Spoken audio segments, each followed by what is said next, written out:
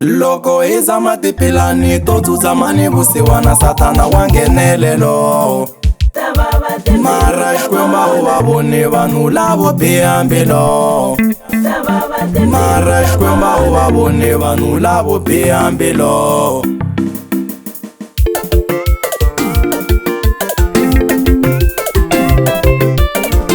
Swilo swa misava mativa hi somulo.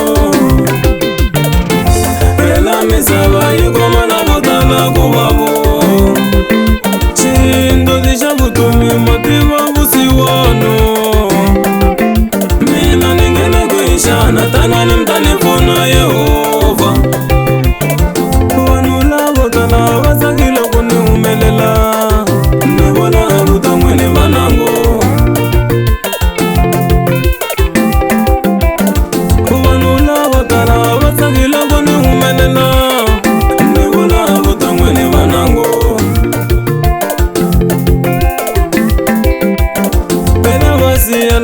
Vatela vanicela muswete. Phela vasiyalala vanhu lavo biha mbilu.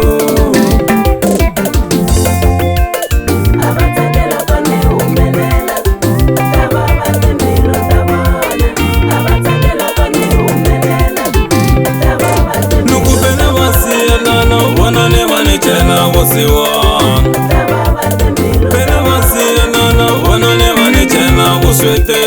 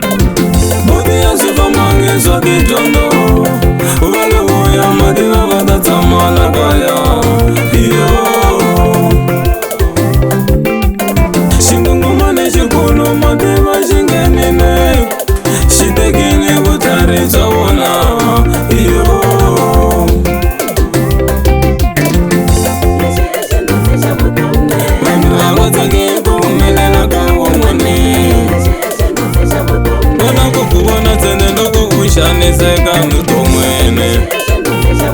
Vona ku ku vona ntsena loko u hlupheka vona va tsaka.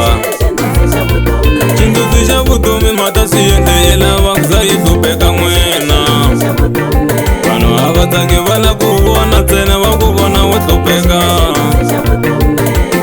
Wo khensa ntsena loko ri xele dyambu vutomi byi ya mahlweni. Munhu wa misava u nga n'wi koti wena phela n'wana mhani. Va ta ku cekecela va ku lava wena u kwatana hi matsolo. I xindodzi xa vutomi bya vava miseve rhwele swilo. Loko hi za matipilani to tsutsama ni vusiwana satana wa nghenelelo. Mara xikwemba u va voni vanhu lavo biha mbilu. Mara xikwemba u va voni vanhu lavo biha mbilu.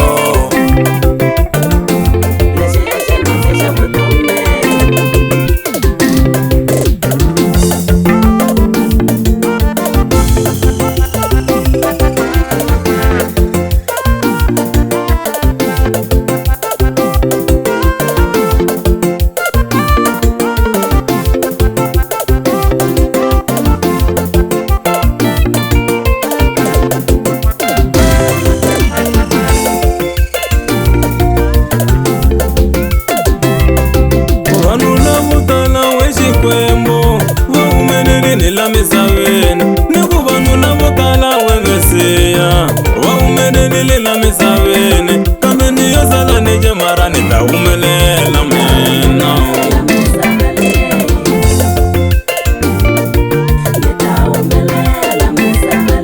Ni ta humelela misava leyi ya Xikwembu. Ni ta humelela ka misava leyi ya Mesiya. Mara hi chava munhu a nga lungi boti.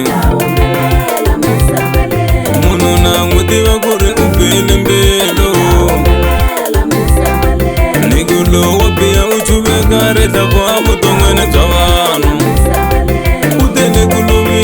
misava leyi ku humelela un'wana I swi tlhaveka yena va kula va tsena va ku vona wo hlupheka hambi va boya mapfundu va ta kala va macucani ta humelela hambi va boya mapfundu va ta kala va macucani ta humelela va swi lava va swi laveni ta humelela misava leyi va swi lava va swi laveni ta humelela misava leyi hi vana va Xikwembu a hi rhanganeni hi vana va Xikwembu a hi khomaneni hi nga pfuneti Satana ku hi lovisa